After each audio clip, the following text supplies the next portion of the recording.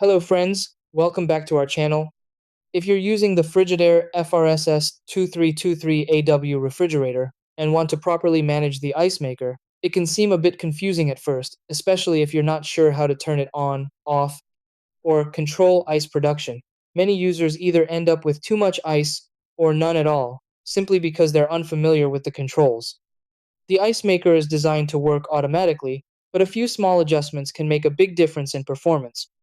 The best thing is that once you understand how it works, you can easily control ice production and keep everything running smoothly. Try these. Step 1. Locate the ice maker switch or control inside the freezer. Step 2. Turn the ice maker on or off using the switch or control panel. Step 3. Ensure the water supply line is properly connected. Step 4. Check that the ice bin is positioned correctly. Step 5. Allow time for the first batch of ice to be produced.